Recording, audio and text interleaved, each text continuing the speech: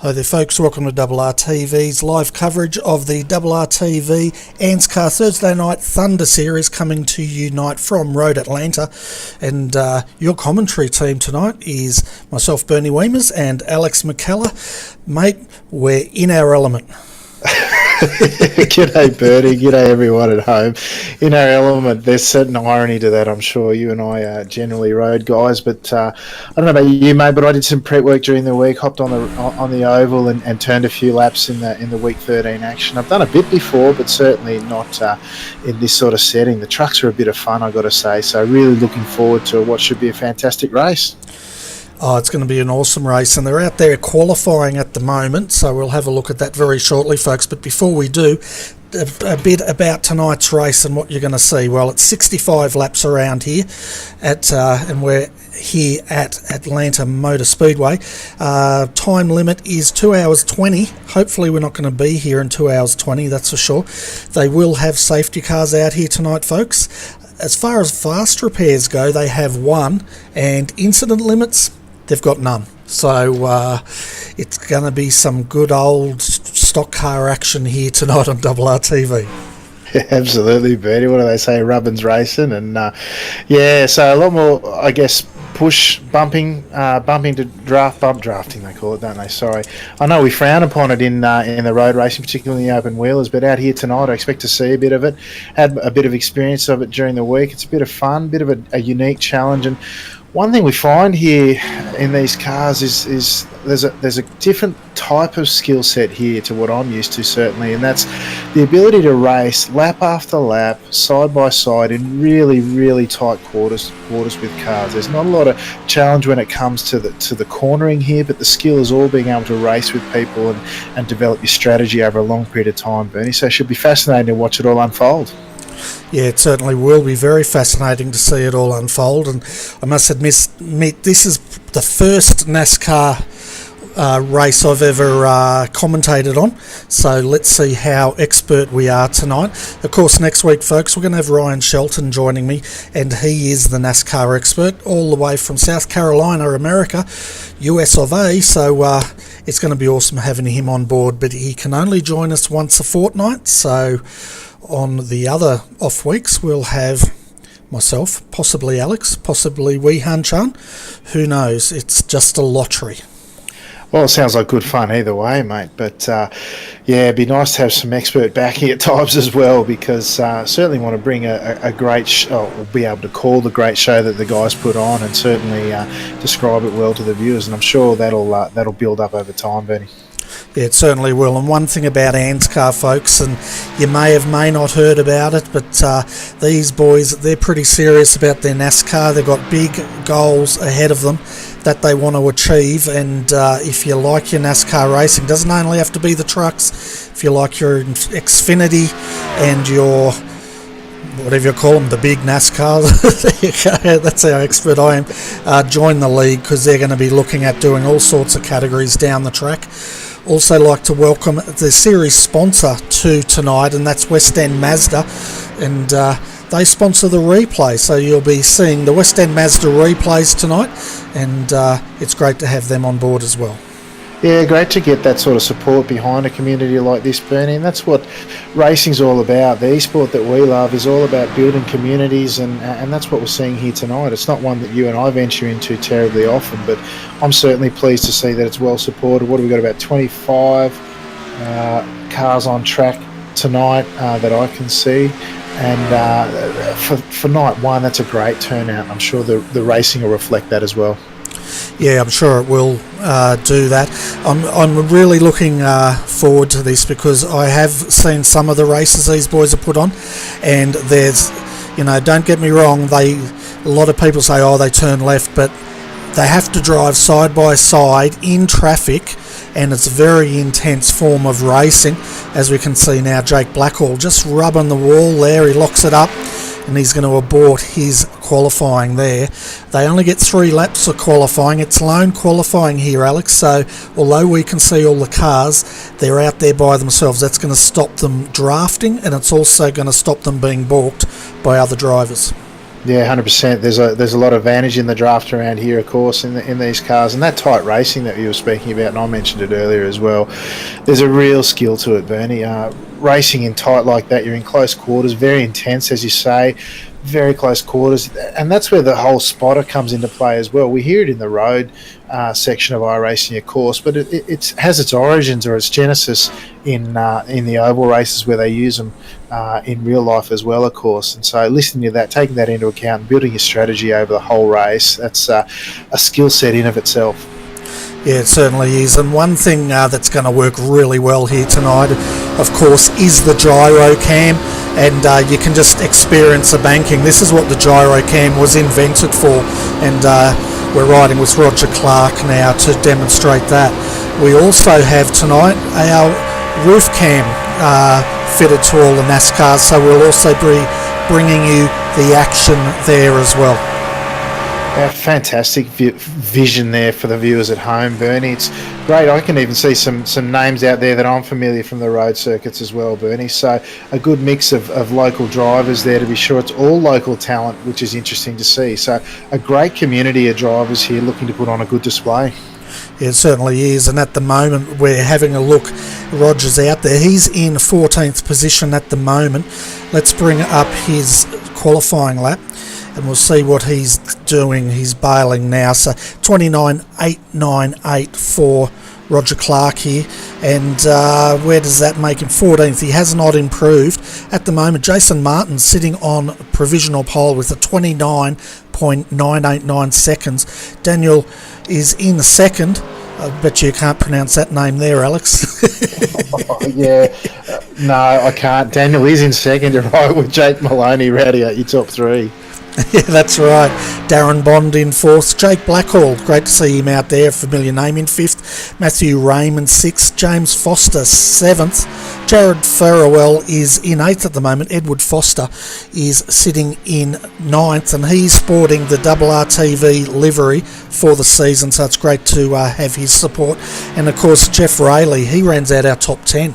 We've also got Dylan Shepherd out here tonight, and I'm just seeing where he's qualified. He's down in 24th at the moment, and maybe a little bit out of his element. What do you reckon? Yeah, potentially. He's one of the guys I know from the road scene. Jeff Rayleigh as well, I've seen in there. I'm sure I've raced with Edward Foster and Jake Maloney as well. So a few names out there, like I said, that I recognise. But I tell you what, it's a tight spread. I mean, the racing I did during the week and looking at the qualifying, excuse me, the times split by about 1/10 of a second. Doesn't sound like much in road terms, but in oval terms, it's quite a bit. So they are still quite tightly packed. Only 2.5 tenths separating the top 15 cars, Bernie. So certainly a very competitive night shaping up. It certainly will be a very competitive night, that's for sure. And of course, folks, we're going to have a little bit of an interesting show tonight with safety cars when they come out. We expect they're going to be out for up to 5 laps, maybe 7. So at that time, of course, we'll have a look at the replay, make yourself a cup of coffee, grab a beer, whatever you fancy. But don't miss out on what we're going to talk about, because Alex doesn't know, and I'm going to drop it on him right now. And that's basically, we're going to discuss the latest updates to iRacing and have a bit of opinion on that. Also, of course, we hope to cross to some drivers under yellow if they're game to have us in the car. And down the track, as we get used to this, we'll also try to get some video in future rounds on the intricacies of these cars, which could be quite interesting, I think. Very educational at the same time, Bernie. I can see a couple of guys in the green room, so hopefully if we do happen to get some cautions, they'll pop up and say good day, including our mate Daniel, who might even educate us on the correct pronunciation of his name. What do you reckon? Yeah, I can pronounce it. It's Daniel. It is Daniel. I was thinking more his surname, but yeah, I'll go along with Daniel. Yeah, so if you're wondering what's going on at the moment, if you've just joined us, they've finished qualifying. We're just waiting for the timer to run out. They actually have 15 minutes to qualify their 3 laps. What we have seen, though, is most of them have gone out there, and we can see now Dylan Shepherd, he's coming out to do his run, so he has not qualified as yet. So we can keep an eye on this and see how Dylan goes. Yeah, Dylan out there doing a late qualifying run, as you say, not yet set a time. So, well, perhaps our call was a bit early on him being out of his element. It'll be interesting to see how he shapes up. Of course, with the dynamic track in iRacing, the track temperature warms up the more cars that go around it. So perhaps he's trying to take advantage of that with a bit of extra heat for his tyres, Bernie. Yeah, he could be, and we'll have a look when he starts his lap. We've got the qualifying lap. He's looking at 29.989, and it's going to go pretty quick already, 9-10 seconds here as he comes up onto the back straight here into turn 3. Very shortly turn 4, and we'll see how he goes. And but I tell you what, 29.989 down to 30.146 in 10th. There is absolutely nothing in these times. No, when you consider they're running around at just a whisker under 300 k's an hour, Bernie, it's quite an exciting ride. A short lap around. Dylan now with his first time lap jumping up to P15, so they will increase their speed over their 3 laps, Bernie, so I expect him to improve more even still. Definitely, and we'll see how he goes. He's sitting in 15th at the moment. Let's see if he can improve on his second lap, and that will pretty much do it. He's backing it up. He's thinking about the wall. No, he's had to lift there. I think he had a little bit of push going on. Yeah, a little bit. It looks like he mistimed that entry, and it ruined the rest of his laps. So perhaps I was a bit premature in saying he was jumping up the order. But interesting to see Jake Blackhall, who's currently sitting in P5 as we approach the last minute of qualifying. Bernie's doesn't reckon he can qualify in these fine machines, Bernie, but I think P5 in this sort of field's doing pretty well. Yeah, well, I think so. We've got the top NASCAR boys here from Australia and New Zealand, and Roger, that's Roger Clark. He is from New Zealand. He's one of the guys behind this series, and he's so passionate about his NASCAR racing. It's just fantastic to see. And yeah, it's going to be a late night for him over there in New Zealand. What are they, 2 hours in front of us? Yeah, 2 at the moment. When we hit daylight savings, it'll be 3. So, it's great to see that sort of passion, though, in our fine e-sport of iRacing here, Bernie, whether it be the ovals or the roads. It's always wonderful to see, and what you can build based on that. Certainly, in my experience with contributing to the community, you get back tenfold what you contribute. So, hopefully, that's similar over here, and judging by tonight's turnout, it looks though it is, Bernie. Yeah, it definitely does, and we'll see how we go now, folks. Come and join us in the chat channel here on YouTube. I want to hear from you guys, especially the ones that love their NASCAR. Tell us what you want to see in these broadcasts, and we'll do our very best to make it happen. But the boys are going to line up now, so let's go through the grid, and you can see where your favourite driver is going to start from tonight. So, Jason Martin, he has pole position, 29.989 seconds, followed by Daniel in second. Starting out of third tonight, Jake Maloney. Out of fourth, we have Darren Bond, and then Jake Blackhall, he'll start out of fifth with Matthew Raymond starting beside him in sixth. Out of seventh tonight, James Foster. Then we have Jared Farrell in eighth, followed by Edward Foster in ninth, and he'll be joined with Jeff Rayleigh beside him. Norman Clark, he starts out of 11th, followed by Dave Douglas in 12th. Out of 13th tonight is Darren McKenzie. Darren O'Brien, he's going to start out of 14th, with Dylan Shepherd out of 15th. Roger Clark, we'll keep an eye on him, starting out of 16th position. I thought that was Craig Lowndes for a minute, but it's Craig Lawless starting out as 17th. Wayne Harrison Watt, he will start out of 18th. Out of 19th tonight is Darren Lord, followed by Phil Otto. Out of 21st, Nick Craddock. Then we have Daniel Stevens out of 22nd, with Steve Hoppett starting in 23rd. Out of 24th tonight, Rodney Morris. And rounding out your field of 25 is Jason Reese. Wow, I'd say a full grid, but I suppose it's a pretty long grid you could have here, Bernie. A lot of cars out there tonight looking to put their best foot forward in the first race of the season, Bernie, and again, I'm expecting a fantastic display from our local drivers. Yeah, I'm pretty excited about it, and we'll see how they go. Hopefully we're going to get some good laps in before we see any safety cars. I know the organisers here have a rookie series, similar to what V8 Scops does and OSR. They have their development series, and this is the top series of the guys that have been doing this for a while. Yeah, excellent. It's great to have that sort of feeder system there, so the guys racing in this level of field and competition can have confidence in the guys around them, that they've developed the basic skills and mechanics of the cars and know how to race, Bernie.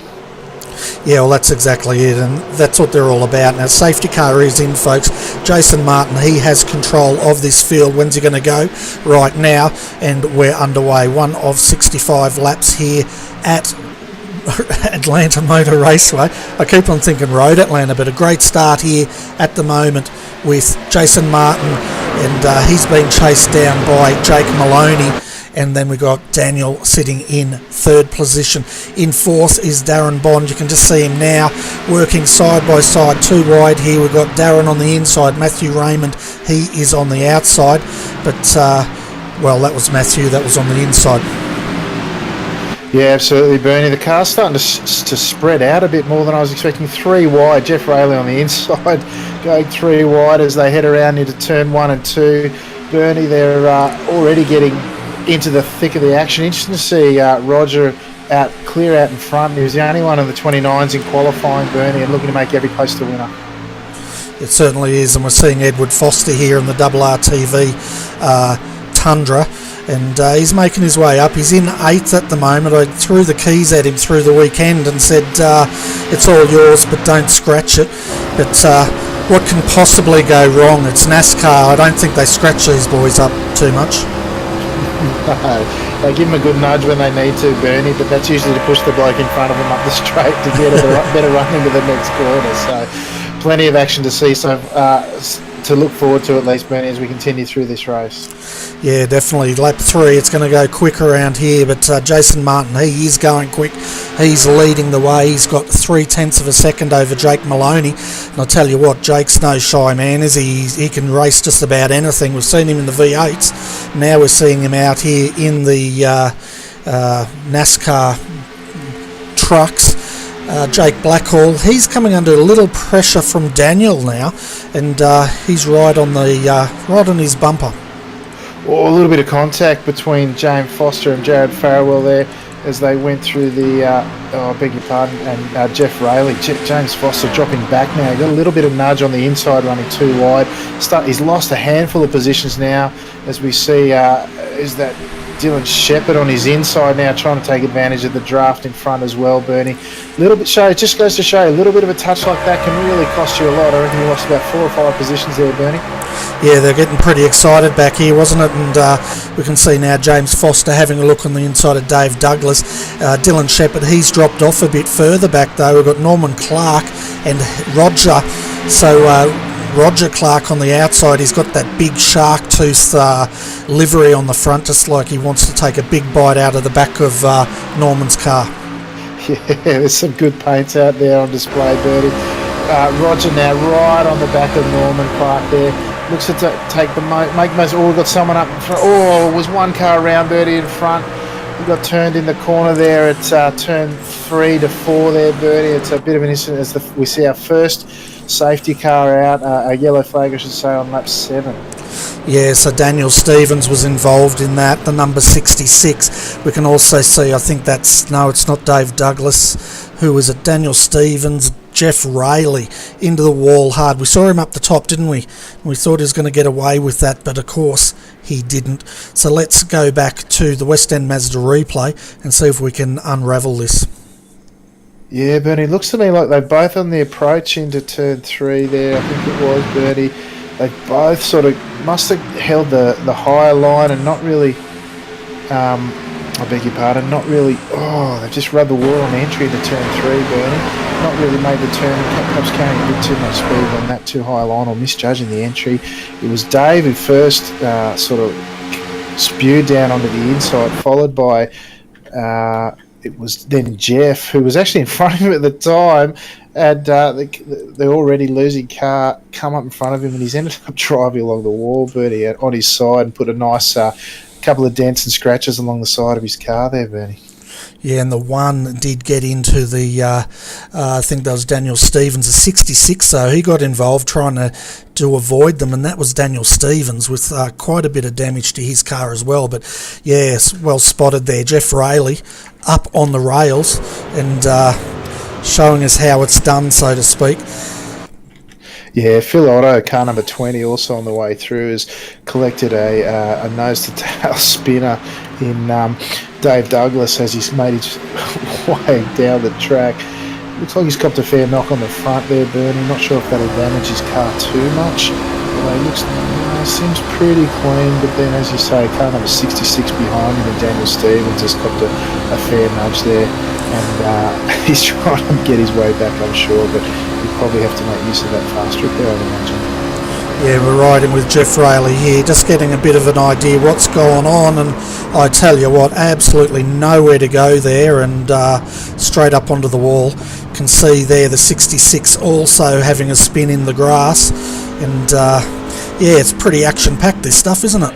It sure is. I was just thinking to myself, I'd commented how clean the racing would be early on, and certainly this was no incident between cars so much as just mistakes by individuals on the approach to corners, Bernie. These cars, as I said, they're going to tick under 300 k's an hour on the straights there, and so managing these corners, they might look simple, but it's still a job, particularly if the tyres or your tyre pressures might be too hot, or your tyres might be wearing still early in the race. But yeah, mistake nonetheless. It's been costly for those two and a few others along the way.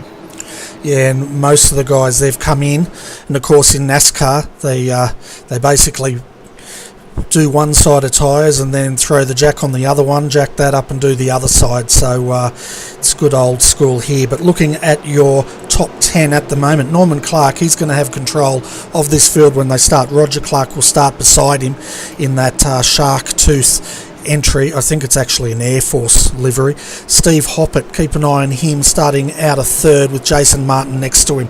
Jason had control of this race up until that incident. Jake Maloney starting in fifth, Jake Blackall sixth, Matthew Raymond, then Daniel in eighth, Darren Bond, and rounding out your top 10 will be Edward Foster. Yeah, well, the guys at the front now as they get underway, they're the only three not to have stopped at this stage, Bernie, with our previous race leader Jason Martin, as you say, now moving his way up into third, just going past Steve Hoppett there, pushing him back into fourth, looking to take control once again after pitting, Bernie. Yeah, we can see at the moment the action is aplenty already. The 81 trying to get a name on that, but he was looking like he was going to get mobbed here. Already they're starting into the nose to tail and getting that slipstream working. Yeah, well, that's Steve Hoppett that we were talking about. He's now being pushed down to sixth as he's running the outside groove here, having cars going on the inside of him here up the front straight, Bernie now. And Norman, he's touched the wall, Bernie. He's hung on. He's been hit by the car behind him. There's action aplenty now, Bernie. There's a head through turn two at a multiple car pile up there, all sort of started by Steve Hoppett as he got messy on the outside wall. But Bernie, as a multitude of cars look to go past him after a slow restart. Yeah, we're going to have a look at the West End Mazda replay here and see how it started. I know one car that was involved, and that's the Edward Foster in the RRTV livery. Told him not to scratch it. Well, that went out the window. It sure did. Steve Hoppett letting a number of cars go through on the inside there, on the exit, the approach to turn one. He's just run really, really wide, misjudged the entry there, and collected the wall on the entry there. He's bounced off. A couple of guys running next to him managed to miss him, but Edward Foster in the RRTV livery has been caught out running. He had basically nowhere to go. He couldn't go down because there was a car on his inside in Darren Bond, and then he's run straight into the rear of Steve Hoppett there. Steve's then spewed up, but Edward seemed to have got away with it okay, but it's all sort of checked up around, and it's all got messy from there. Bernie, Jared Farrell, Dylan Shepherd and Darren Bond have all been caught out by the checked up traffic and spewed all over the track. Oh, a lot of action there, Bernie. Yeah, Dylan Shepherd was involved in that. We can see him spinning. The 77 also involved. That is Darren O'Brien, the 14. James Foster, another victim, and of course it looks like we've got, who's that up the top? The number 1 is also involved. That's Phil Otto. He was looking really strong before, wasn't he? But check out the RRTV Tundra. I tell you what, Edward, You've got some explaining to do, young man. He might have to buy the guys at the workshop a couple of beers, I think, Bernie, after that. He got away with it early on, Bernie, but then the action just sort of started all around him, and he had nowhere to go. So an unfortunate mistake from Steve Hoppett there on the entry into turn one, and calamity has ensued, unfortunately, with a few guys forced to take their fast repairs if they hadn't already. Yeah, so we're riding on board here with Edward Foster, and you'll just see up ahead here Steve Hoppett will check up. He actually goes up into the wall, doesn't he? And that's up on the back straight. No, it's just on the front straight, and Edward he checked up a bit, but then, as we can see, they all just got into each other, and as you said, craziness ensued. Yeah, unfortunately, they don't build these things to stop quickly, right? Because they don't have to brake for the corners like the road cars do. But it just means that when the traffic checks up, it checks up quite dramatic fashions on some occasions there, Bernie. A few guys caught out there, and like I said, no doubt many reaching for their fast repairs. Yeah, and they only get one fast repair, so a lot of these boys now, we're lap 14 of 65. They chew through their fast repairs, I tell you. No incident limit though, but that doesn't help you when the team has to start banging out panels for the next, X amount of minutes or whatever it is. No, that's exactly right. Once that's gone, you're in the pits for a long time potentially, and your competitive night comes to a rapid close. So the guys now heading out towards the back straight. Interesting. We seem to manage about 5 to 7 lap stints so far. It'll be interesting to see if we can get any more underway as the cars line up to get underway hopefully soon. Then. Yeah, they'll be going very shortly. Your top 10, we've got Norman Clark, he's going to start again, and Roger Clark. I wonder if they're relatives in the first row. Second row, we'll have Jason Martin, Jake Maloney on the outside. Third row is Jake Blackhall with Daniel on the outside. Then in the fourth row is Matthew Raymond in the 83, and he'll have Steve Hoppett starting in the 81. Steve's out of position here, and we're racing.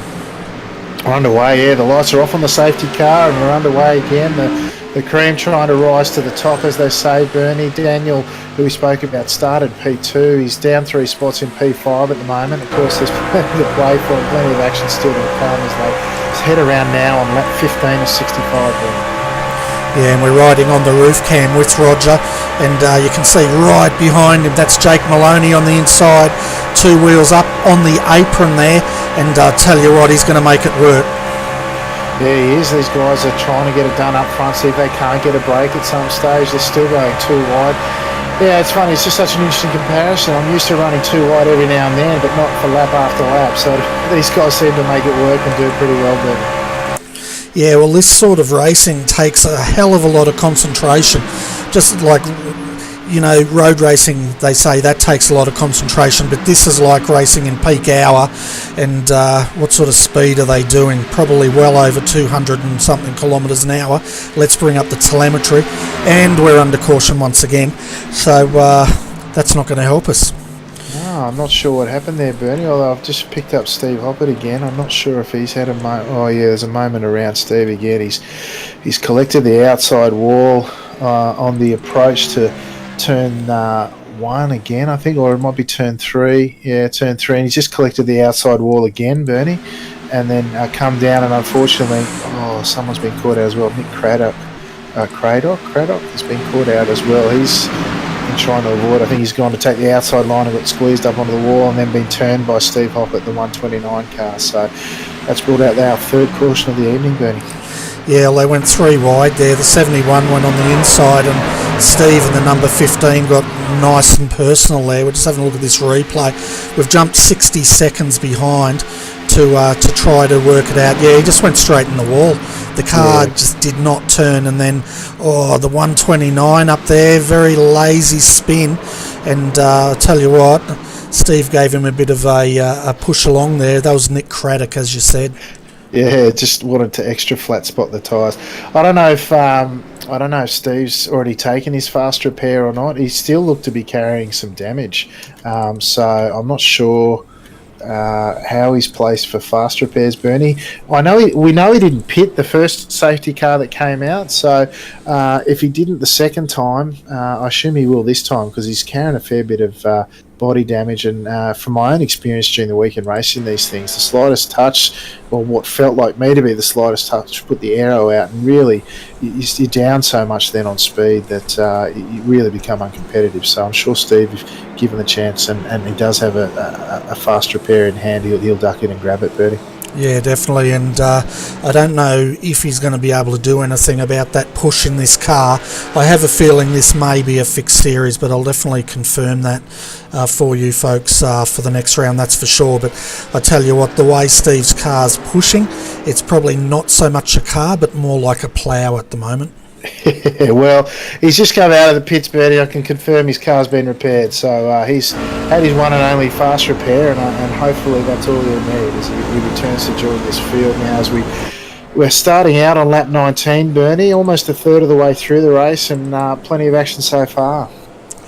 Yeah, there certainly is, and Jason Martin has moved up to the outside of row 1. Jake Maloney there, he's still in third, with Roger Clark relegated back to fourth. So Jason is on the move. He was our pole sitter, so he knows he's got the pace. The only guy in the 29s, but saying that, what was it, 0.3 of a second separated first to 10th. Yeah, I think it was just over 2.5 to all the way down to 15 from memory, Bernie. So not a lot in it. No one in the 29s as yet, but they'll be running, I assume they're running higher fuel now, Bernie, so that would suggest that perhaps it's not a fixed series because they would have dropped fuel for the qualifying and grabbed those extra tenths. But at the moment, even with draft, no one ducked into the 29s that I can see for their best laps, Bernie, but perhaps their best laps are ahead of them still. Yeah, well, if they can get the momentum going. We had a good start, didn't we? We did a number of laps before we got the yellow, but then all of a sudden the safety car started breeding. Well, I think, yeah, I guess that's what it does. Safety cars breed safety cars, is that right? Yeah. Well, it could do, yeah. You never know. I have heard that before, certainly in the V8 supercars on the TV coverage. But tonight, unfortunately, we've had a few already. I'm hoping the boys will settle down now because those fast repairs will become a bit thinner on the ground, and perhaps they'll be less inclined to take risks on their way. At least with 2/3 of the race still to go, Bernie. Yeah, definitely. And one thing I've learnt about this already, the action's in the mid-pack. So that's where we're going to be focusing. That's where all the actions come out, isn't it, at the moment? And, I'm a rookie at this, so just forgive me, folks. Yeah, no, well, it has been, but can I say that from what I've noticed so far, it's been individuals making errors rather than, taking each other out. They've just made errors on the entry to corners and run wide sort of thing, collecting the wall, which is an ever-present danger, of course. Looks like the lights are out, Bernie. We might be underway this lap. Yeah, we're definitely going soon. We're looking out the back of Norman Clark here. He's got Jake Maloney tucked right up here. Reason we're doing this is Norman, he's going to get the run of this field. We can see now safety cars in on the roof cam. See them all. He's going. Who's going with him here? The number 21. Jake Maloney's been caught napping a little bit, I think. Oh, straight in. Yeah, big crash. Big crash there. And a couple of unsafe entries to the pits by the look at if they choose to do so now. But it looks like that's Rodney Morris has caught a hit from. I'm not sure what Daniel Stevens has done there, Bernie, to be honest. He's just turned left quite substantially earlier than he needed to do, and maybe he's had mechanical failure there. I don't know, Bernie, what do you reckon? So that was, we'll jump back and have a look. And so Rodney Morris, was it? Oh, hang on, I've lost it now. I'll have to find it, go back. It was, sorry, I beg your pardon, it was Wayne Harrison Watt. I beg your pardon. Sorry, Rodney, I miscalled that, mate. It was car 23, Wayne Harris Watt. Well, it says 15 on his roof. I'm not sure what's going on there. I was in position 23, I beg your pardon. Car 15, Wayne Harris Watt, who's just sort of turned left halfway down the front straight there, Bernie, and unfortunately he's taken out Rodney Morris for his trouble. Yeah, and trying to get back to that, we had all sorts of problems with, I Oh yeah, we've got it here now. Yeah, it was pretty much just into it. Wasn't a bit of a lazy spin, but of course the safety car did not come out for that, as far as I'm aware.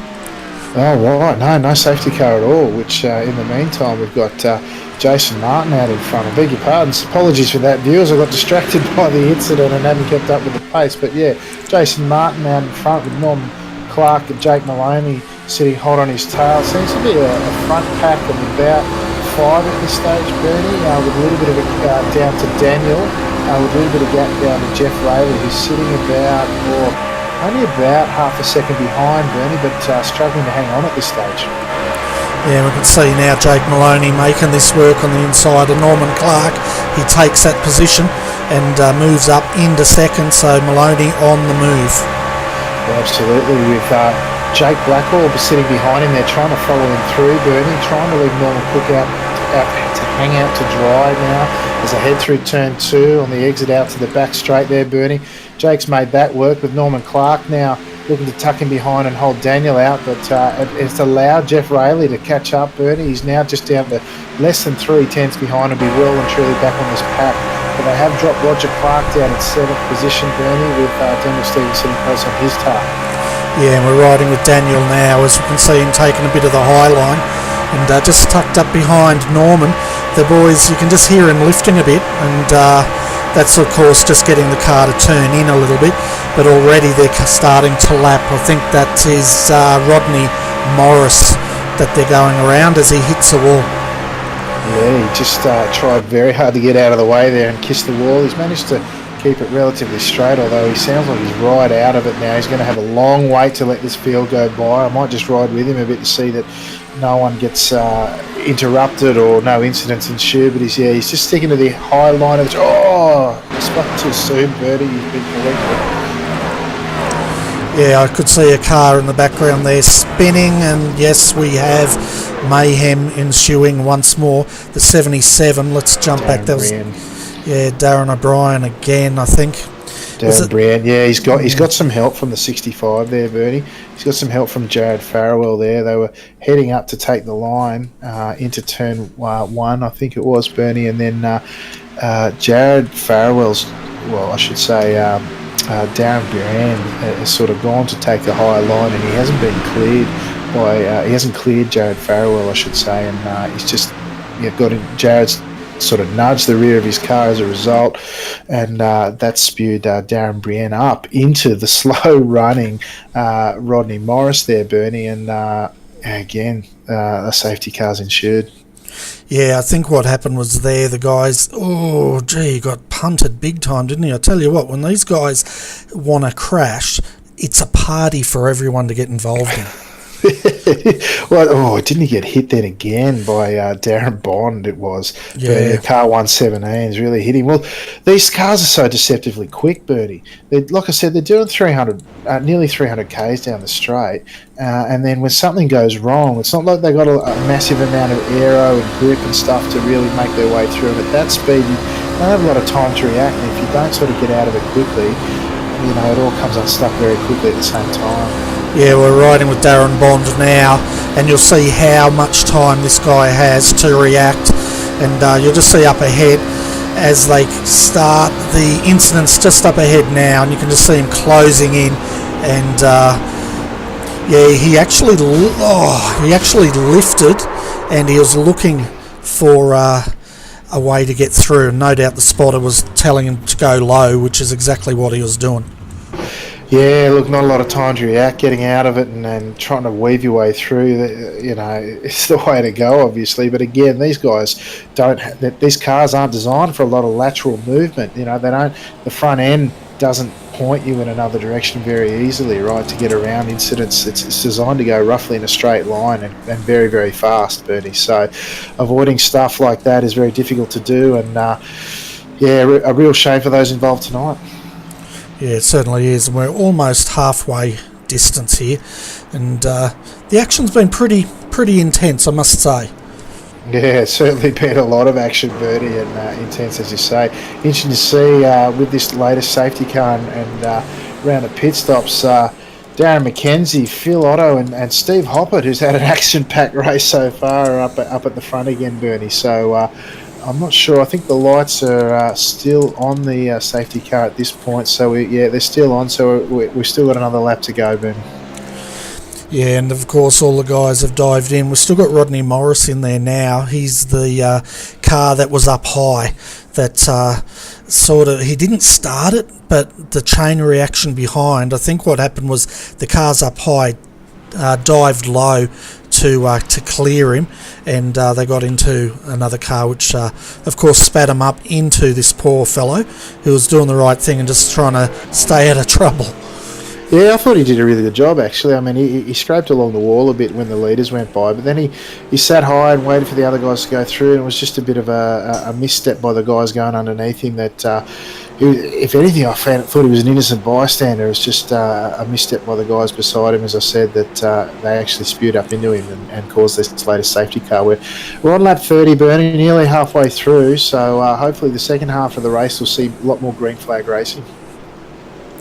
Yeah, let's hope so, and big shout out to all the people joining us in our first NASCAR broadcast here on RRTV. Hopefully you're enjoying it, hopefully we're making it entertaining for you, and as I was saying, any feedback, definitely let us know if you want to see something in this that would make the broadcast better, and we'll definitely listen to you. Well, safety car lights are out, Bernie, so we're going racing after this lap.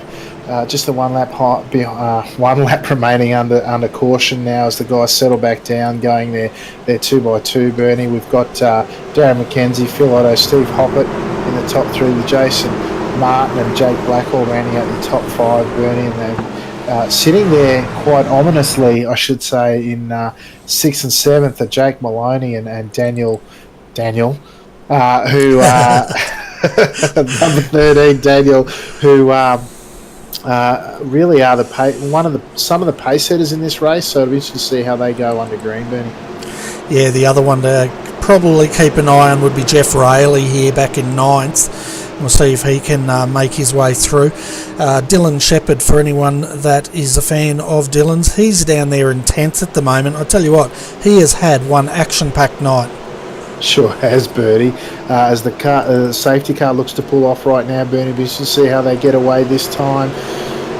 They've been held on the line by Darren McKenzie. Guys checking up. A little bit of contact there, but they seem to have got away okay. Faster cars at the rear now, as Darren McKenzie held them, looking to get the optimal start now. 3 wide behind them. Daniel Stevens in the middle now in the mid-pack, Bernie.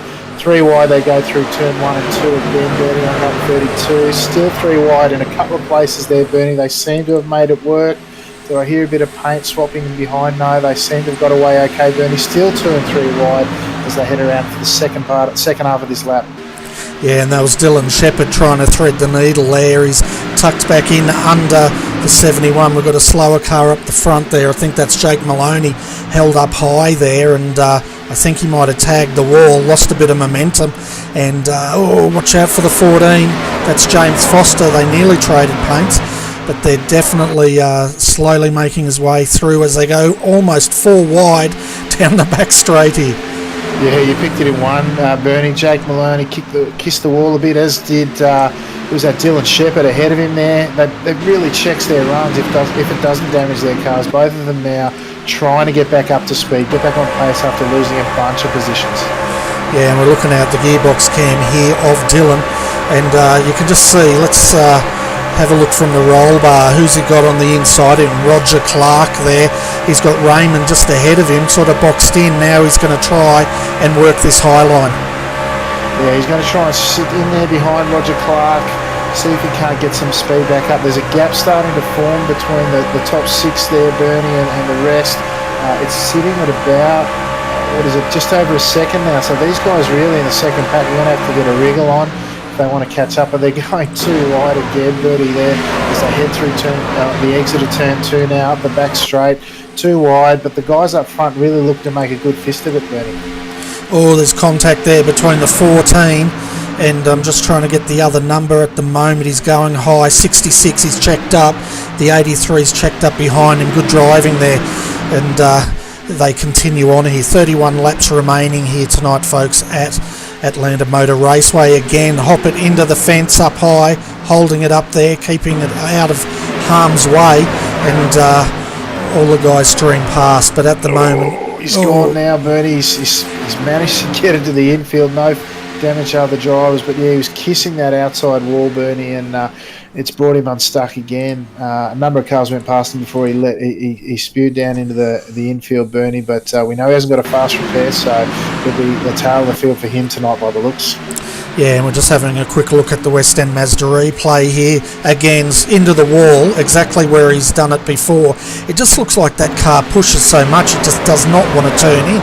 But we can see there, he hit the wall again, got it unsettled, kept it off. Oh no, he got the inside wall, but he didn't take anyone with him. No, that's right. Now, up the front though, Bernie, now we've got a pack of three forming now with just a 0.9 second gap. You've got Jason Martin, a pole sitter, if I recall correctly. He's out in front now with Jake Blackhall and Darren McKenzie sitting tucked in behind them, although Darren now is about half a second behind. Looks like Jason and Jake might be looking to get away here, Bernie. Jeff Rayleigh sitting in fourth with Daniel right on his tail there, Bernie. They look to have almost dropped off that lead three at this stage, Bernie. Yeah, we're in the gyro cam here with Daniel. Can just see him now tucked up under there. He's having a look on the high line. We'll see if he can make that work. No, he doesn't. Jeff just shows him the back door there. Yeah, the guys are running great lines here, going right up towards the wall down the straights, letting the car run as smoothly as possible. See Daniel now taking full advantage of that draft up the back straight, Bernie, as they head into turn 3 now. Tucks in behind again, really looking to manufacture some sort of opportunity to get past Jeff if he can, Bernie, as they head across the line at the end of lap 39. Yeah, and these boys, they're peaking out in tow here with Daniel, 296 kilometres an hour. Yeah, it's crazy speed. We were saying before, Bernie, just a tick under 300. Not a lot of time to react, of course, but up front you've got Jake Blackhall now sitting in the tow of Jason Martin. Again, they're doing upwards of 280, 290 kph as they head on the entry of these corners now, closing out lap 40 now. It really looks like Jason, our pole sitter, is really making a strong fist of this long, probably the longest green flag run we've had so far, Ben. Yeah, touch wood. I hope you're touching that wood. But yeah, we're with Daniel now, and he's just up behind Jeff. You can hear him lifting, wondering where he's going to make this move. Having a look on the inside now, is this going to work for him? Yeah, it looked like Jeff really just scraped the wall there. He might have been caught out by Daniel making the move there, although he comes back at him now, tucks in behind him again on the tail end of lap 41 as they cross the line now. Jeff relegated to P5, pokes his nose out underneath into turn 1, Bernie, but decides to sit back behind. This is all the while bringing Phil Otto back into it. He's just over half a second with James Foster on his tail as well, Bernie, in the DeWalt livery there in P7. These guys really starting to get strung out now, Bernie, with just a couple of battles up the front there to keep us entertained. Well, hit paint rubbing behind again, Bernie. No, there seems to be straight cars out there at this stage. Yeah, and further back in the pack here we can see Roger Clark. He's defending from Daniel Stevens in the 66, Edward Foster in the RRTV entrance. Glad to see his panel beated that out. Oh, well, he's just disappeared and puts... Oh, no, he's in the wall, is he? No, he looks to be having network issues there, Bernie. He's just hopping around like a happy frog at this stage. But no, he's tucked in behind Daniel there. In the 53 RRTV livery there, Bernie, as they come up on a slower car now. I'm not sure if that car's lapped there in the DeWalt livery. Is it? Yeah, James Foster. He's dropped off Phil Otto there, Bernie, and I'm not sure if he made a mistake. Oh, it's very, very close there. He looks to be having a bit of trouble on that line. Oh, yeah, he's turned around there. Who's that? That's Roger. Daniel Stevens there. Roger and Daniel Stevens got involved there, and we'll jump back. Daniel's parked right across the road there. Fortunately, everyone checked up. But yeah, that was Roger Clark getting involved there. Let's have a look at the West End Mazda replay and find out exactly what happened there. Yeah, I don't know what happened to James Foster to get him so far off pace at this stage, Bernie, but he's just coming back. He's just sort of kicked up off the and gone a bit high, and that's caught Roger Clark off off guard there, Bernie. You see James sort of coming out of the low line into the middle line there, catching Roger Clark off guard. That's put him up a bit and slowed them both down. Then Daniel Stevens is... Oh, see, Roger's just as a result, he's caught the outside wall. That's turned the car enough to put it into Daniel Stevens, and then that Edward Foster... Oh, he's managed to scrape through there, Bertie. No damage, no further damage to the RRTV car, but certainly Roger and Daniel Stevens have copped the worst of that at that stage, Bernie.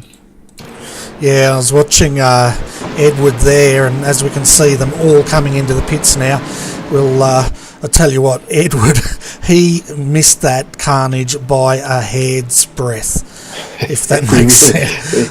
He really did, Bertie. I was watching a slow-mo of that, and I was waiting for it to cop a nudge, but as the cars came down, he's just scraped through.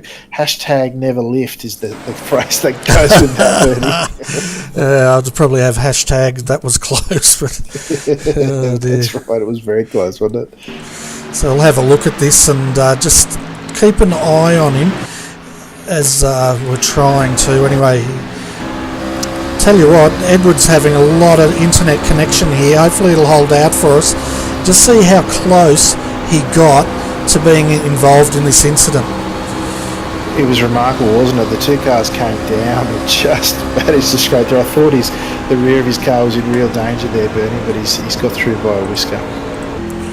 Yeah, he certainly did, and of course they've come in and pitted since then. So Edward's up into 10th now, 2 from where he started tonight, and we'll see how he goes. But of course Norman Clark, he's looking the goods at the moment, isn't he?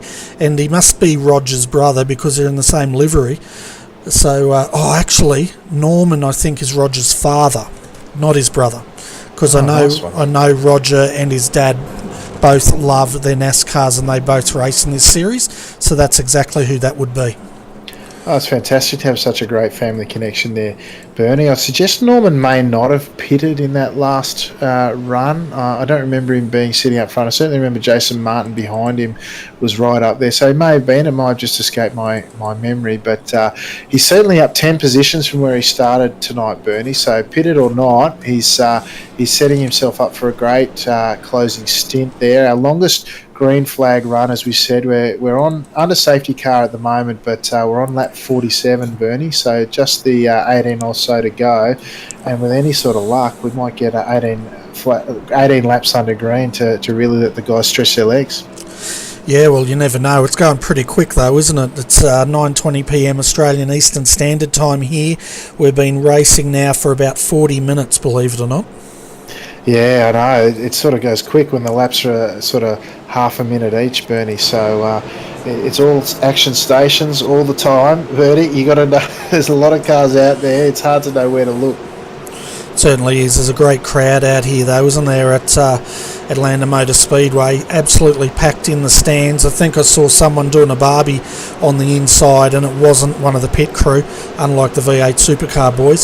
So it looks like they're all behaving themselves.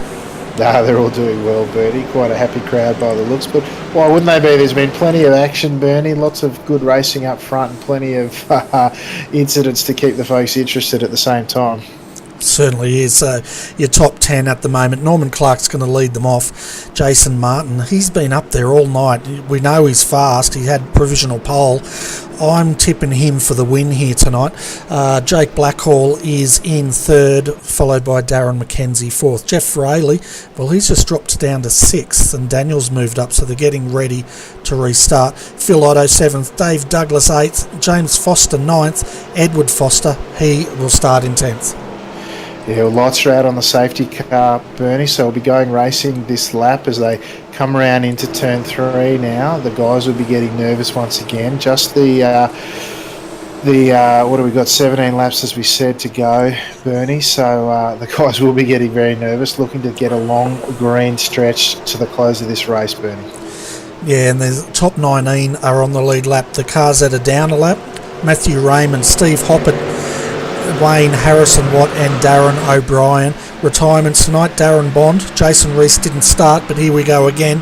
Norman's got a good start here. We've got Jason on the outside as the momentum now starts to build. 97 is Jake Blackhall. And then, of course, we've got Darren McKenzie. Yeah, Jeff Rayleigh sitting at P5 there, Bernie. Norman Clark did really well to hold off the hard charging Jason Martin now, who's tucked right in behind him there, Bernie, who was that? He's got out of it there. Norman Clark got out of it, unfortunately, and that's held up our pole sitter there, Jason Martin. Now has dropped back to 5th. They lost all their momentum there. These really are all about momentum, aren't they, Bernie? A little bit of upset, and you lose so many positions there. Jason Martin, he's been turned in front there, Bernie. Oh, that's Norman Clark around, and he's hit our pole sitter. Oh, hit them hard too. There's a lot of action there, Bernie. Certainly is. We can see all the carnage there as a 444 nearly hits another one, but that looks like an engine for Norman Clark. Let's hope he has a fast repair, but let's jump back and see the 53 was also involved there. That's Edward Foster. Okay. But Norman Clark's engine's toast, so that might spell the end of his night tonight, unfortunately. Yeah, it all looked to start with that loss of momentum that Norman Clark had.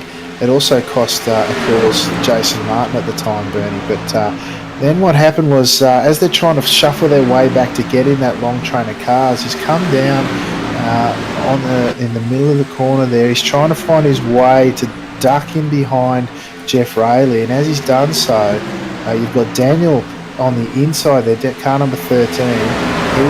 He's just held his line, and I should say Norman's come down, and of course as a result, Daniel's he's got in the rear quarter panel of that on the left hand side, and that's just turned Norman around right into the path of our pole sitter Jason Martin, who was odds-on favourite in my book to take this race out.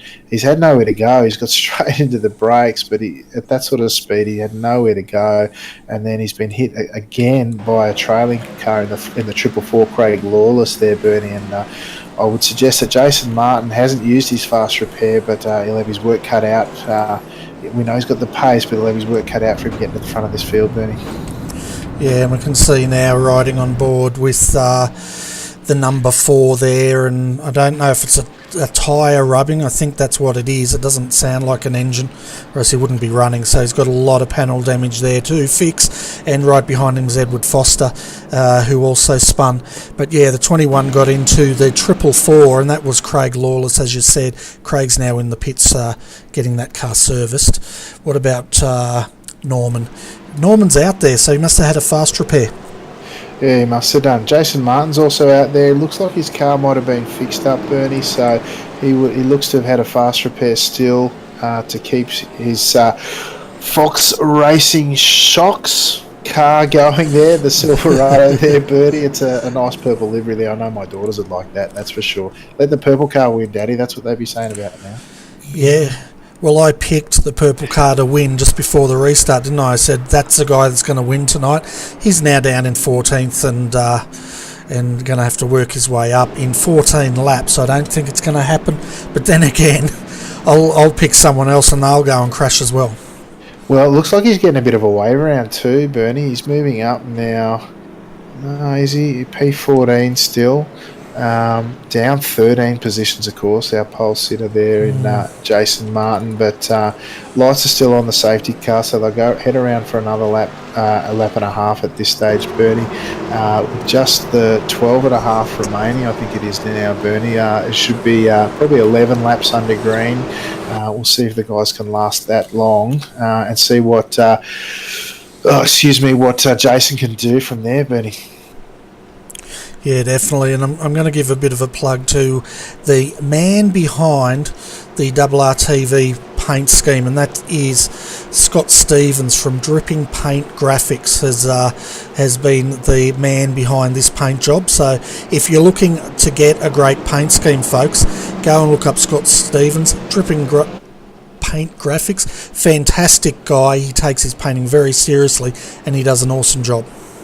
Well, mate, I can tell you, Bernie, I took a bit of an opportunity in week 13 to have a crack at a top split podcast livery, and it's not an easy thing to do. I have the utmost respect for those who do it and do it well. So, yeah, certainly look him up. Yeah, I've learnt the smart way now. I used to try to do my own paint schemes, but now I'd much rather get an expert do it.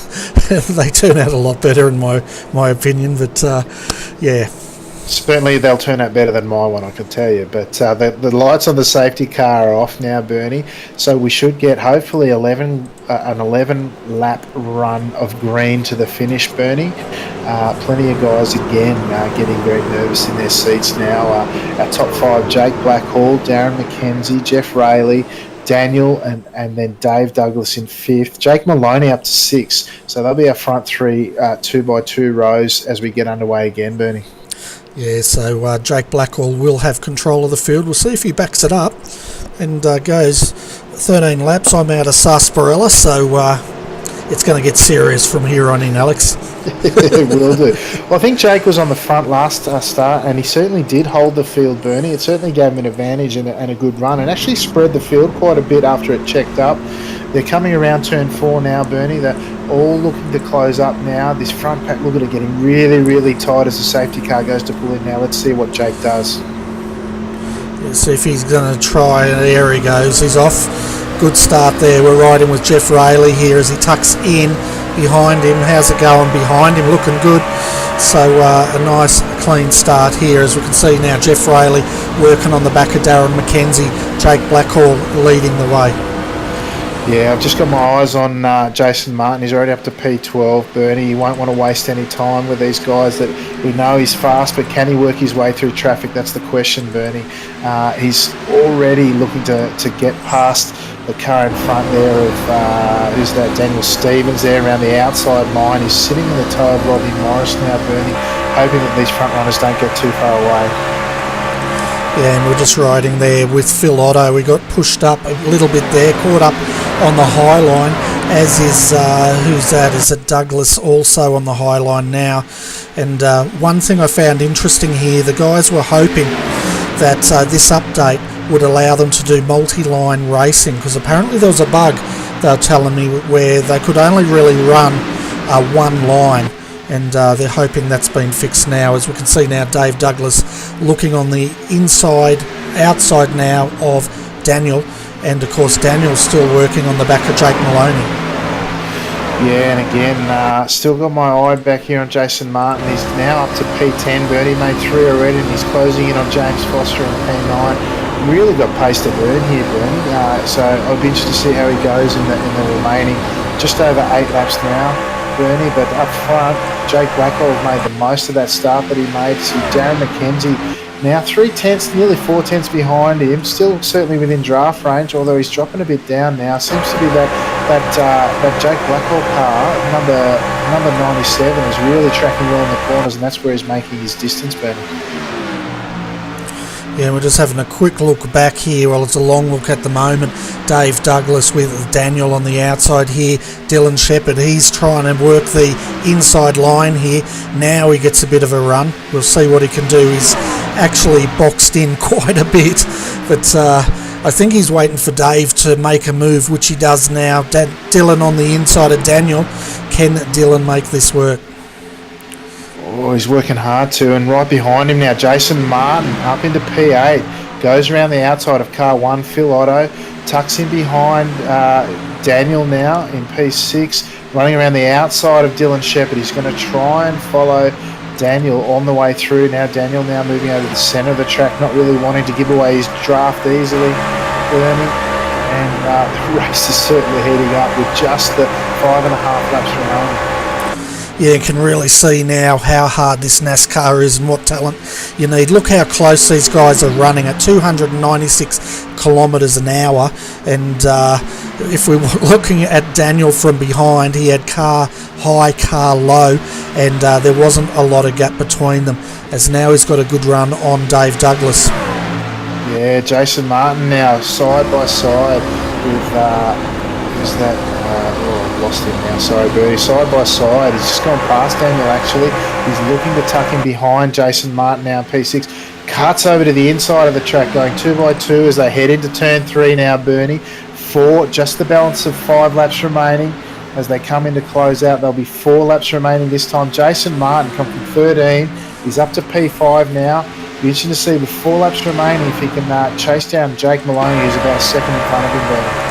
Yeah, well, what he needs here is he needs it to stay green for these 4 laps, because if we go under yellow, it's game over, because we'll be under yellow at the checkered here. But at the moment, we have Jake Blackhall leading by 0.7 of a second over Darren McKenzie in second. Then we have right behind him Jeff Rayleigh there having a good run in third. Jake Maloney, he is about 1 second behind Jeff in fourth. Then Jason Martin on the move, trying to get into the top 4.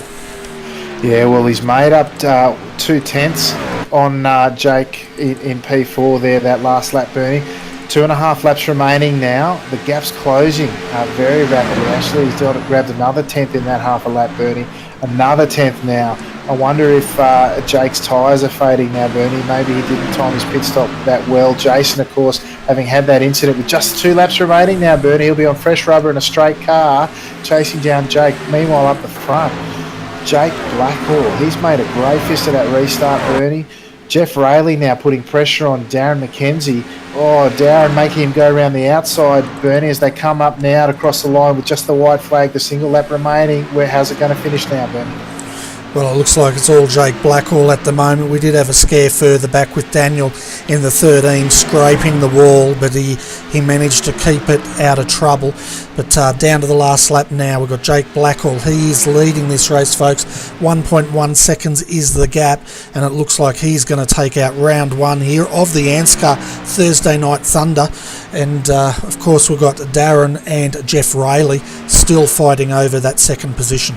Yeah, Jan got out of the gas there on the approach to turn 3 and 4 there, Bernie. Jake Blackhall taking it out there with a hard-charging Darren McKenzie and Jeff Rayleigh. Jason Martin made it all the way up to P4, Bernie. What a last set of laps that was for him. All the way down in P13, charged his way. We wondered how he'd go through the traffic, Bernie. Got all the way up to P4 as he spins out in celebration almost. Yeah, I think they're all trying to do drifting in NASCARs, but... tell you what a race. That was awesome fun. Yeah, Jason Martin once again letting the rear of this truck get out there in celebration. I've got to tell you, that was probably a very impressive trial car number 10 just behind him. Who's that? Dave Douglas doing the same thing. Apparently the rear of these cars is where the action is, Bertie. But what a great race that was. Plenty of action. I wasn't sure what to expect with regards to cautions. There was certainly a great number of them as the podium sitters now. Oh, Jake Blackhall putting on a display. He's not going to return those tyres in good nick, is he? Neither's Darren or Jeff. They're all the podium sitters, all putting on a fine display of circle work there, Bernie, and leaving a trail of black smoke behind them. Yeah, exactly. They're enjoying their you can, what do you call it? Reward. Their results. Their results. I got lost. Yeah, that's all right. Jake doing a fantastic bit of circle work there, Bertie. Barely see the car for all the smoke. Well done to the podium sitters. Great effort. Certainly was an awesome effort. Hopefully we'll get some guys, I should say, sounding like a NASCAR guy now. The good old boys might come up and have a bit of a yarn, eh? Yeah, oh, that's Canadian. Well, no, it'll be interesting to see who we got there. Oh, gee, there's a fair few there waiting to have a chat, Bernie. Yeah, there certainly are. So let's start. Where should we start? Because we've got quite a lot here, haven't we? Why don't we grab Jake, our winner? Yeah, we'll bring Jake up. Good choice. Did you want to have a chat with him? Yeah, sure, mate. I'll throw you into the middle. You're the NASCAR man. Oh, sits weird. Yeah, please go ahead. You'll have to bring him out. There we go. G'day, Jake. Oh no, he hasn't got. You'll have to add him so he can speak there, Bertie. There we go. G'day, Jake. Alex McKellar here in the RRTV commentary booth, mate. What a race! A lot of action there out on track. How did you find the running tonight? Yeah, a lot of action. Thanks, guys. It was pretty awesome out there tonight. First time back in the truck after a long hiatus from driving the truck. It was good to get back out there. Hard racing, but it was all fair. It was nice and clean. Yeah, it looks like in that last restart, mate. Yeah, I think you were on then for the last two, if not, but certainly the last one. Held the pack there until you were ready to go and made a fantastic fist of that restart, mate. That really looked like where you got your break started and were able to continue on from there. Yeah, I sort of knew. I did a lot of runs in practice, just focusing on the long run pace. Obviously, everyone's going to be this sort of similar on short run, especially with the same setup. So trying to just get that longevity out of the tyre was all I was focusing on, and managed to get that restart exactly how I wanted. Then just pulled away from there, but it still had to push hard in the final stages. It wasn't easy. Those boys were still there fighting for second and third, and it looked like they had a good battle there as well.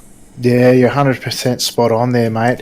Darren McKenzie and Jeff Rayleigh were really going hard at it behind you. I'm sure that contributed to a little bit of the gap, but from what I saw as well, you were doing the work in the corners, and that seemed to be ever slightly increasing your gap there, mate. Was that how you found it as well? The corner work was really where you got away from them tonight?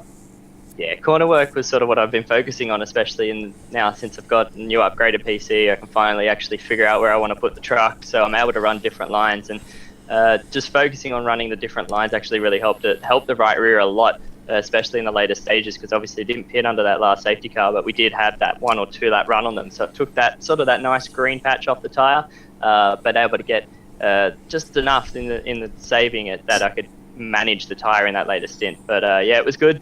First time to get another ERT car in victory lane. Beautiful work, mate. Well, I'll hand you over to Bernie to see what he's got to say. Yeah, fantastic driving, Jay, because I saw you out there earlier tonight and I thought, he might be out of his element tonight, but it looks like you've been doing a bit of this on the side, have you? Yeah, well, originally I was mainly oval based. I never drove road cars until I got A-class oval license. I did all the trucks and B cars and obviously cup cars, and then decided I may jump into what an Aussie should be jumping in, and that's a road car. So I actually originally come from the oval side, so it's good to actually come back to where I originated my sim racing career from. Yeah, it's fantastic, and I tell you what, we were watching the action, and we were saying how intense it must be to drive in the pack like that. What's the comparison of this compared to, if you're in the road type racing? It's something similar, but it's got that different element to it. Obviously, you're going 200 something mile an hour most of the time here side by side with someone, whereas in a road race, you're nose to tail, maybe a little bit of bump, push and shove, and trying to outbrake another person. So it's same sort of element of sort of that pressure and intensity, but it's just that little bit of a different way that it feels, especially when you're side by side with someone through a corner. You're hoping they're going to give you enough room on the exit when your truck starts to wash out. So it's all just a feel, but both same intensity level. There's no difference between either of them. Okay. Yeah, it looked like from our point of view, I was holding my breath a lot when we were looking at the bumper cam and seeing guys thread 3 wide. At one point they tried 4 wide down the straight but settled to 3, which was probably a relief on my heart. But yeah, it was awesome racing, very exciting. Yeah, it's very exciting for everyone. Hopefully this can lead to a good season throughout for ANZCAR. It looks like it's got off to the right foot, so I can't wait for the rest of the year. Yeah, fantastic. Well, Jake, let's hear from all your sponsors. Well, you can tell us who they are. Don't have time to hear from each one of them. Yeah, we'll jump through this one. So massive shout out, obviously, to Evolution Racing Team. They've been able to help me get here, obviously, in the first place. Logitech G, Jobble Timing, GTI, and obviously my personal sponsor, Astra Racing, for all their help that they've been able to bring me this year. Fantastic. Well, congratulations on taking round 1 win here, and awesome racing. I enjoyed that as much as you probably enjoyed winning it. So congratulations. Hopefully we'll see you back here next Thursday night. Thank you, guys. Definitely will be. Good job tonight as well, as always. So, folks, that was our winner, Jake Blackhall from ERT, and we'll put him back in the green room. And let's have a word with Jason Martin. He came in 4th, and he was my favourite until he binned it. Absolutely, Bertie.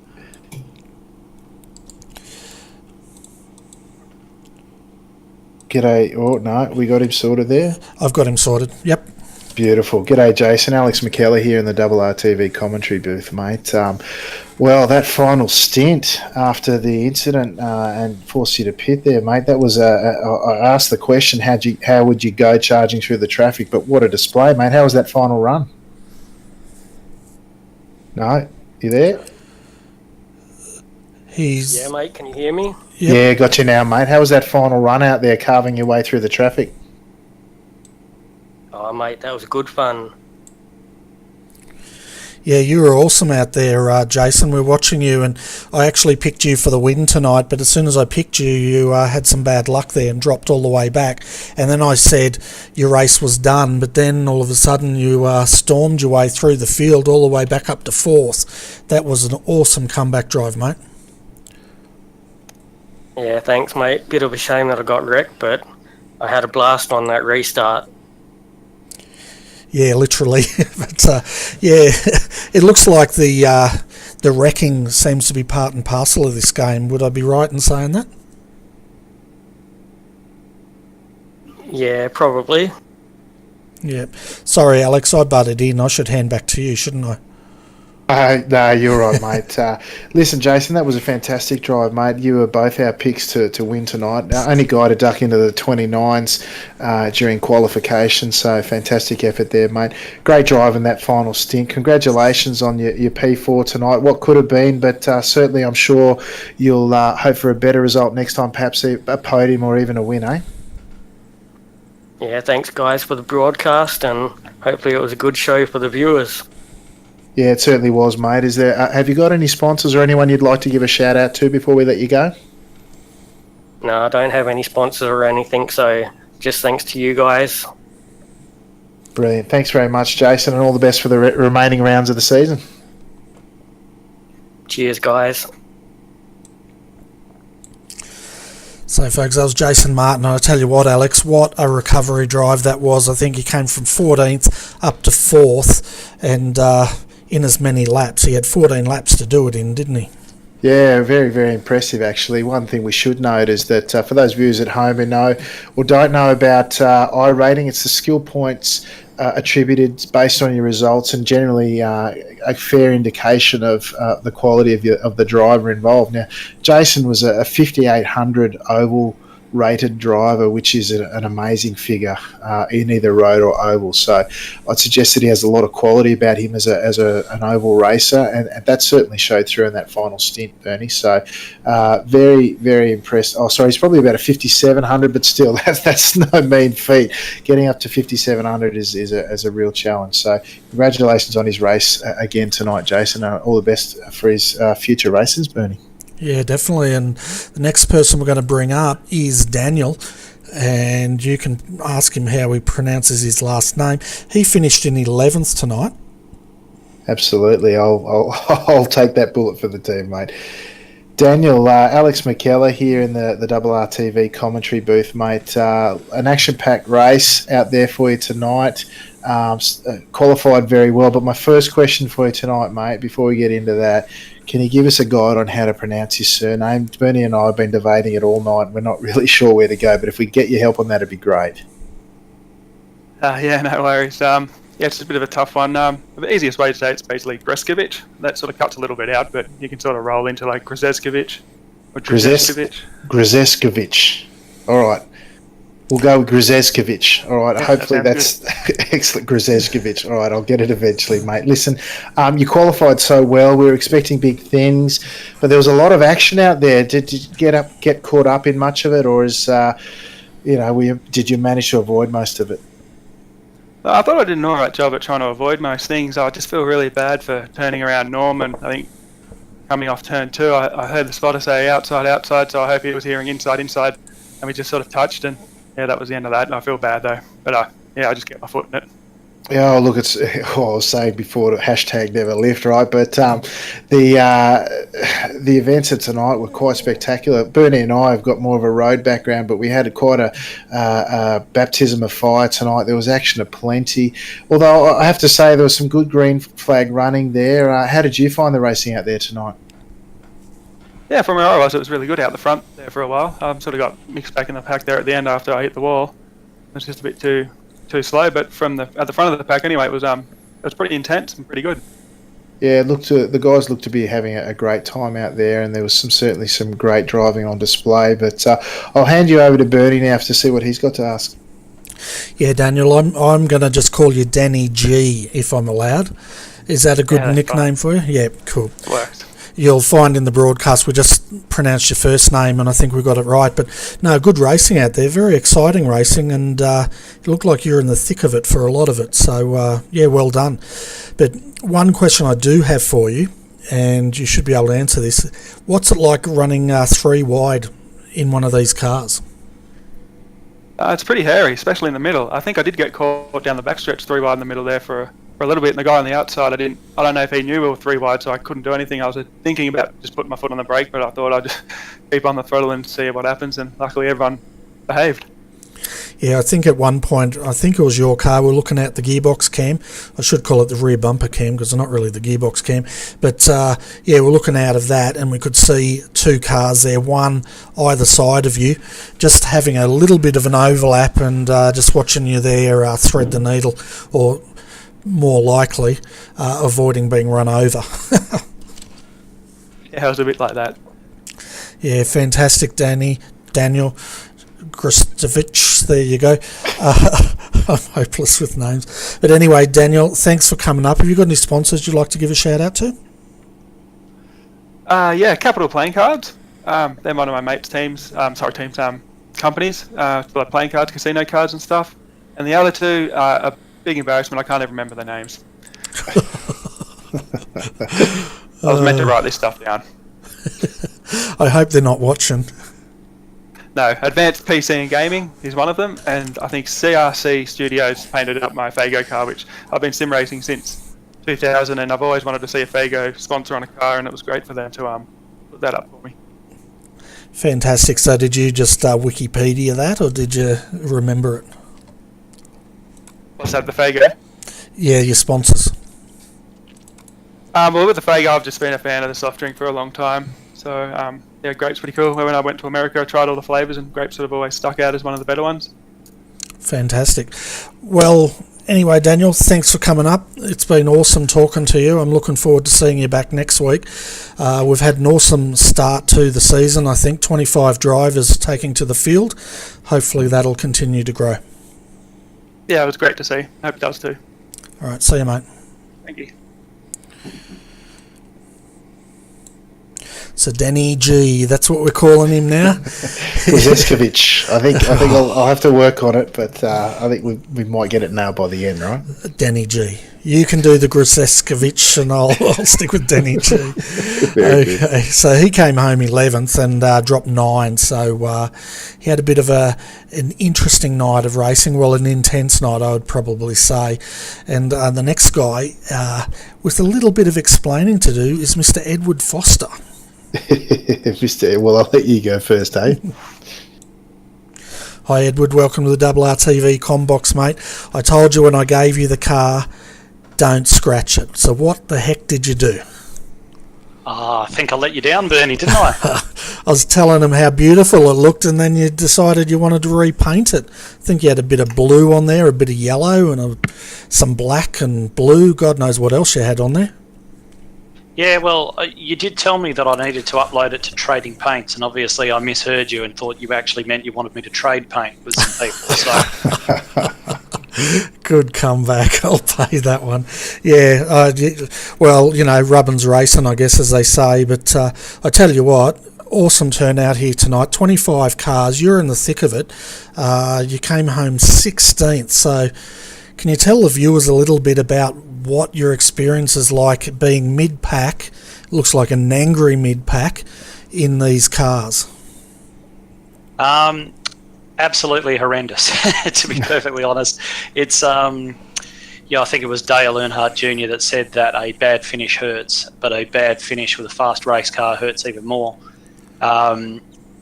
Despite what was a pretty ordinary qualifying, we actually had pretty good pace. Had good pace on the short runs, probably a bit better than the long runs, but always was faster than the cars around me. But I just could not escape from that mid-pack. And then obviously we had a couple of incidents. I think we was Hoppet perhaps that didn't take tyres or something like that, and was falling back through the pack, and he checked up in front of me sort of more than I was expecting. I got into the back of him a little bit, but it wasn't too bad. But then there were some more cars involved, and everyone just turned into a pinball game from there. And then on the last one, I think Greskowitz got into Norman Clark, and I could see it all sort of unfolding ahead of me, and got down onto the apron. But I was just never really able to settle the truck from there. Got a bit of a tank slapper up and went straight into the inside wall like a bit of a goose. So, yeah, my fault that last one. And, yeah, there are a few curses going on inside, I can tell you. Yeah, well, we were saying before, when these boys wreck out here, they love to party and everyone's invited. Yeah, absolutely. It's definitely a group activity, wrecking at Atlanta. Mostly the same for most of the ovals, actually, but that's just the way it is. You race in a pack. There's always the chance that one little thing can happen, and before long you've got a chain reaction. I'm fairly sure there was a lot of other guys involved in it, but yeah, I was only really focused on myself at that point. Yeah, well, you saw one, and I was holding my breath for you because the cars had tangled up high. I think it might have been Norman, tangled up high coming down on you, and you just missed that by probably, oh, God knows, a split of a hair from being nailed in the rear end. Well, I'll probably leave the obvious innuendo aside there, but Was there an innuendo? Okay, let's. But yeah, it was one of those things. I was quite pleased with myself for escaping with just about all my paint intact, and the next thing I know, I was I got a bit too impressed with myself a bit too soon, I think, and didn't remember to actually steer the truck. So there you go. Fair enough. I'm going to hand you over to Alex McKellar here, and he's about as expert as NASCAR as I am, so you might have to educate us a little bit. Well, thank you for that glorious introduction there, Bertie. But no, actually, it's a good one, because I did actually have a question, hopefully to enlighten myself as a newbie and some of our viewers at home that might be watching for the first time. One of the things that stood out for me, and I sort of posed it as an insight while we're racing, these things fanging down at nearly 300k an hour down the straight, designed really to go straight very fast and not much by way of handling through the corners other than the obvious ones we got here. Something goes on around you. What's it like trying to react and gather things up without cleaning yourself and other cars up, mate? What's that experience like? Well, the cars they're designed to be fast in a straight line, but they're also designed to turn left, and they're only designed to turn left. So they're not overly handy when you're looking at fast changes of direction, especially if one of those changes of direction is off to the right. So difficult. Basically, you really have to be looking a fair way up the road in front of you all the time to stand any chance at all of missing anything. I mean, as you mentioned, I only just missed the incident with Norman and Daniel. And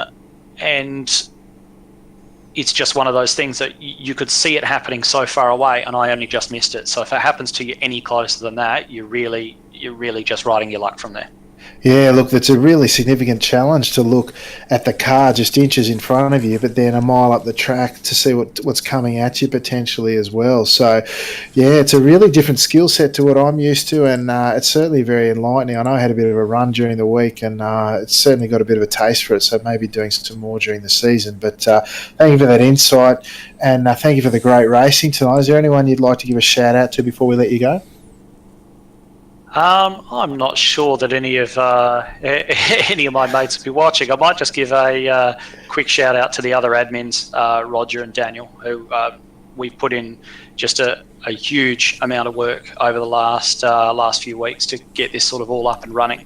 And of course, there's always the bit of a concern with oval racing, with full course cautions and so on, that you're gonna have one that's full of wrecks, and it's not going to be a great race. But I think tonight most people get their head screwed on pretty well, and realistically the racing was all we'd hoped it would be when we decided to start this up. So shout out to those guys, because they put in a massive effort to get this all up and running.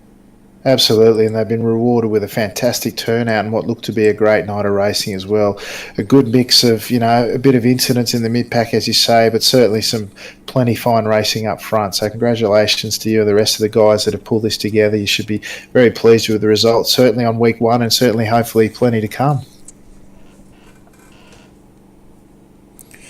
Yeah, fantastic. It was an awesome race, Edward. Before we let you go, though, do you want to give a shout-out to any of your sponsors or anyone that gave you a really awesome paint job to drive? Bernie. So I'm not really sure what happened, but no, absolutely, double RTV all the way. Fantastic. Thanks very much for obviously agreeing to show this. When we started out, we didn't really think that we were going to be having a broadcast, especially not in our first season. So obviously, big thanks to you guys for pulling all this together, and I guess showing it to the wider world. Yeah, fantastic, and hopefully the broadcasting will get better as we find our feet on this style of racing. But I tell you what, Edward, I had a ball calling this tonight. It's a lot of fun. What about you, Alex? What do you think of it? Yeah, mate, certainly a lot of fun. A bit nerve-wracking too, trying to put on a good show for the people at home, but certainly we kind of let the drivers take care of that for the most part, and a good show they did put on. So looking forward to seeing what the rest of the season brings of what is a fantastic set of action on track. Yeah, definitely. It's going to be a lot of fun this season, folks. So make sure you tune in every Thursday night for the ANZCAR Thursday Night Thunder, because as we said at the intro, a storm's coming. Well, it was here tonight, that's for sure. But fantastic racing. But Alex, I guess we should go through the final race results, because we're getting a bit ahead of ourselves. And let's have a look for the biggest mover and the biggest shaker here tonight. So Jake Blackhall, he takes out the win. He moved up 4 positions from where he started. Then we had Darren McKenzie up 11 positions to come home second. Jeff Rayleigh, he's finished in 3rd, followed by Jason Martin in 4th. Jake Maloney comes home in 5th, with Dave Douglas finishing in 6th. In 7th tonight was James Foster, then Dylan Shepherd up 7 positions in 8th. Phil Otto comes home in 9th. Rodney Morris, he's the mover at the moment, in 10th, up 14 positions.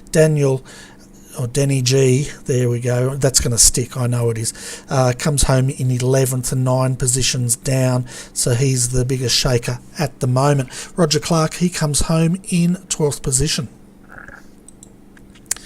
Home in 11th was Daniel Stevens, followed by Darren Lord. Steve Hoppett comes home in 15th, followed by Edward Foster in 16th. And Nick Craddock comes home 17th, with Matthew Raymond finishing in 18th and down 12 positions. Norman Clark comes home in 19th, and then we've got Wayne Harrison Watt finishing in 20th. 21st night, Jared Farrell down 13 positions.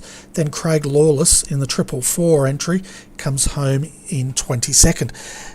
Darren O'Brien, he finishes in 23rd, and then Darren Bond is down 20 positions and coming home in 24th. And then Jason Ress did not make the start, unfortunately. So based on that, the biggest mover was Rodney Morris by the looks of it, Alex, and the biggest shaker looked like it was Darren Bond. Yeah, you got that right, mate. Darren Bond down 20 positions in 24th, so that's an unfortunate night for him after qualifying very well. Darren McKenzie finishing in 2nd, up 11 places from where he qualified. Fantastic effort from him. Rodney Morris, as you say, the biggest mover in the field, up from 24th to 10th, so fantastic drive from him. Personally, my drive of the night, though, was probably, and we called his name a lot tonight, Jason Martin. That drive in the last stint, going up from 14th, I think it was, up to 4th or thereabouts, certainly finished 4th, really displayed a fantastic turn of pace and skill to carve through that field, Bernie. But congratulations also to our podium for the first ever event like this, Bernie, Jake Blackhall, Darren McKenzie and Jeff Rayleigh. Congratulations to them, and congratulations too to the organisers for putting on such a great display. Yeah, that's Roger Clark, Edward Foster and Danny G. Daniel Gruskovich, did I get it right? That's his full name. Yeah, I think you might have got it right there, but we'll work on that through the season anyway.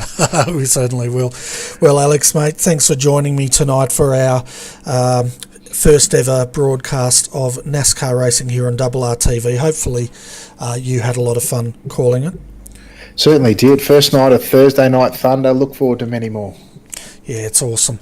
And hopefully our viewers out there, wherever you're watching us in the world, whether you joined us on our YouTube channel or you're watching us through iRacing Live, thank you very much for tuning in for our debut broadcast of this series. Hopefully you've enjoyed it, and hopefully you'll come back and have some more great NASCAR action here on Thursday night for the Thursday Night Thunder. So looking at our week ahead, tomorrow night we've got no Australian Online Supercar Championship. They've got a rest week. But Saturday night we have our second last round of the SRA Asia Pacific GTE Series, and I tell you what, those boys, they're racing for a Caterham drive day, and it's getting down to the serious end of the business there, Alex. Yeah, I'll tell you what a fantastic prize that will be. Plenty of the guys out there getting excited at the chances, no doubt. But yeah, I know what any of them would give to have a run in that car, but certainly a great series and a great car to drive and a great prize to go with it. So plenty to look forward to there. Yeah, definitely is. And then, of course, we've got quite a bit of a rest after that because there's no Monday night lights because of week 13. And you're calling the last of the Australasian Super Skips. So I get to put my feet up there. And, yeah, but we'll be back the following Friday with more AOSC action. Yeah, absolutely, Bernie. Last round of the Super Skips this weekend, and then another break for Monday Night Lights coming back bigger and better for Season 10, Bernie. Yeah, definitely. And a big shout out to Sam Katakazinos. Would you believe, Alex, he told me he's using my voice in his spotter pack. I don't know why he'd go and do that, but anyway, hopefully he thinks it's all right. Great innovation there, the local Aussie spotter pack, Birdie, and fantastic to see your dulcet tones gracing many a screen for the years to come. Yeah, just don't use the cuss pack.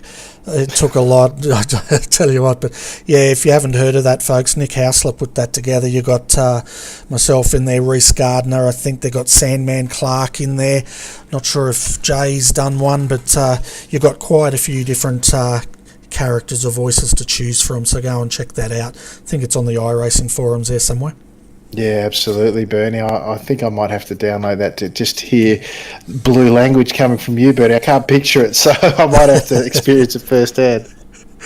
Yeah, okay, if you want to laugh. But anyway, folks, that brings us to the end of this broadcast, and I hope you've enjoyed it as much as we've enjoyed bringing it to you. But if you've got nothing to do Saturday night, come back and check out the SRA Sim Racers Asia GTE series. It's basically a lot of the Australian, New Zealand drivers. We've got drivers in from China, all over Asia, racing in there, and it's definitely action packed. I'll have Daniel Leake join me, but that's enough from me. Alex, is there anything you want to tell the viewers before we sign off? No, just thanks for the opportunity. Thanks for the great racing. Looking forward to many more here on Double TV. Yep. So, Double RTV, sorry.